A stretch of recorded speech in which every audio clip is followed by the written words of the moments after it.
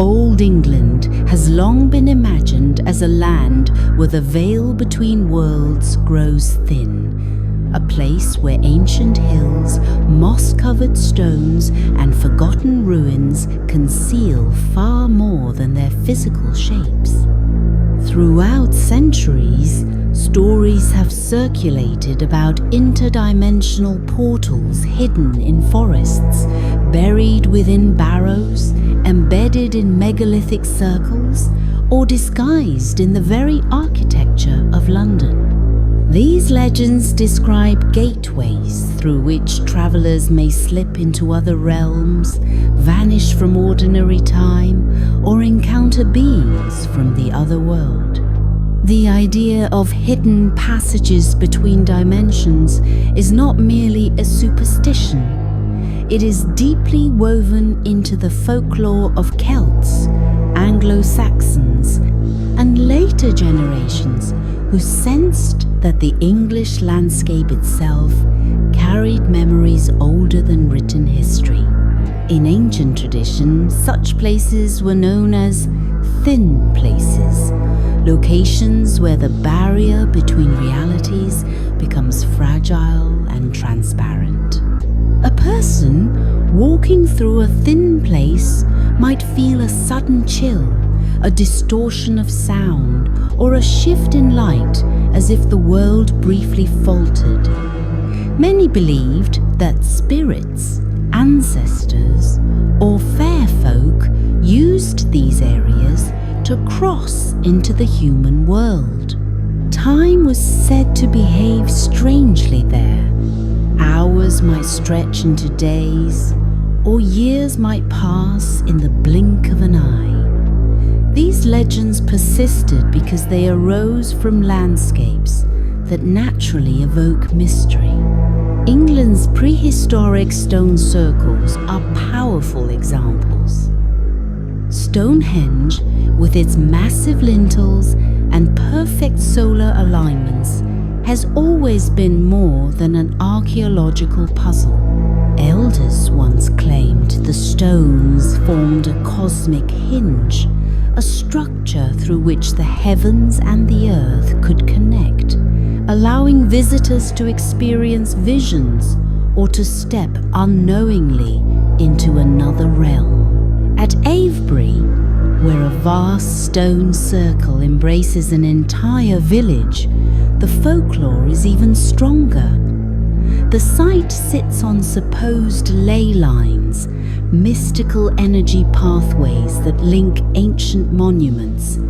Where these invisible lines intersect, people reported vibrations beneath their feet, strange shadows moving across stones, or deep, resonant hums. The Rollright stones, scattered along the Oxfordshire border, are surrounded by tales of transformation. Some say that circling the King's Stone at midnight can reveal glimpses of one's future or lead to an abrupt disappearance. Farmers once claimed that livestock avoided the stones, sensing energies beyond human perception. Beyond the megaliths, the legends of ley lines have spread widely. Introduced in the early 20th century, the idea suggests that sacred sites align across long, straight paths drawn across the land. Folklore transformed these lines into living roots of power. According to belief, spirits, deities, and otherworldly travelers move along them, using them as ancient highways between dimensions. People who walk near the intersections of ley lines sometimes report disorientation, waves of dizziness, or sudden emotional shifts. Whether psychological or supernatural, these sensations help keep the myths alive.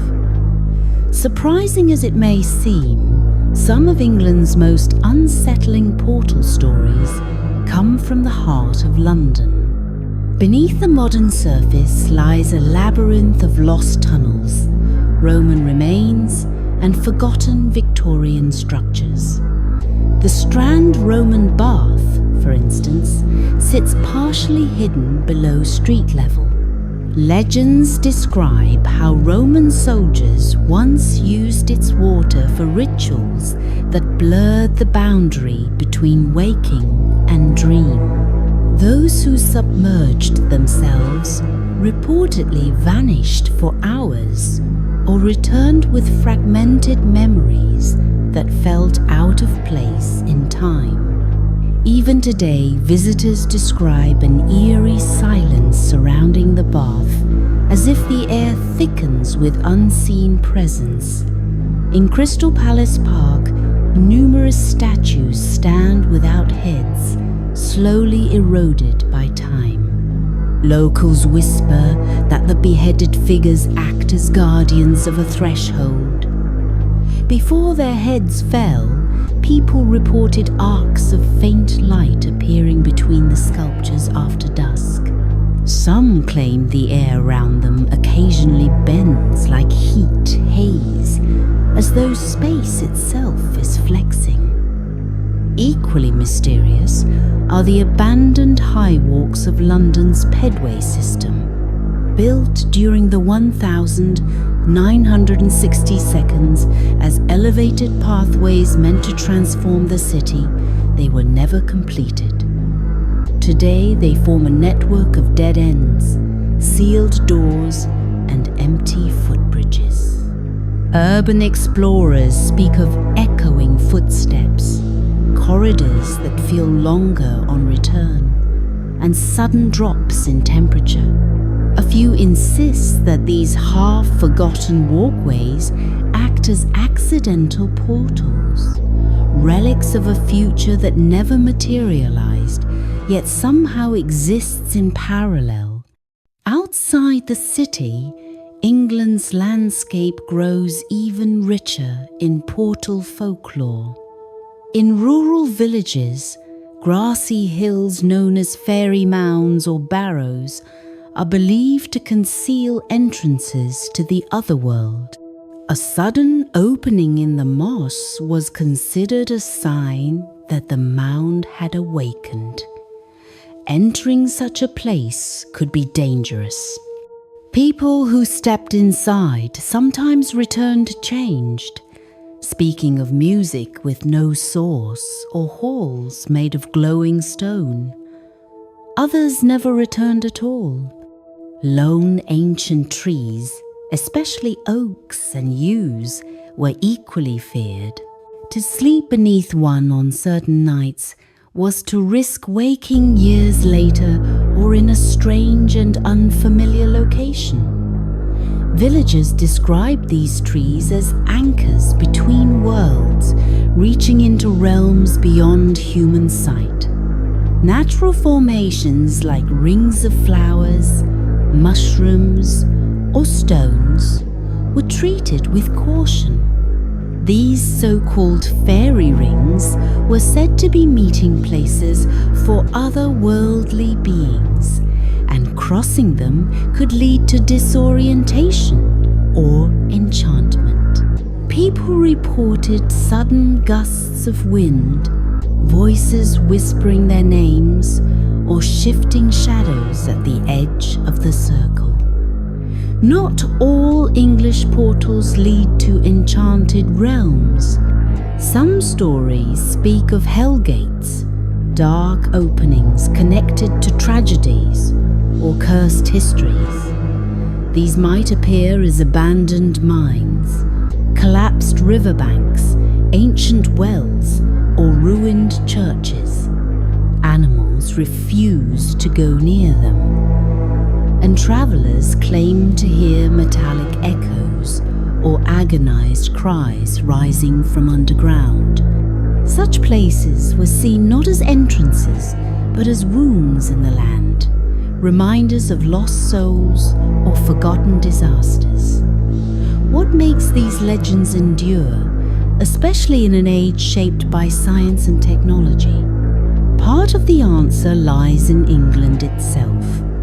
The landscape carries the memory of thousands of years, and every hill or ruin holds layers of stories.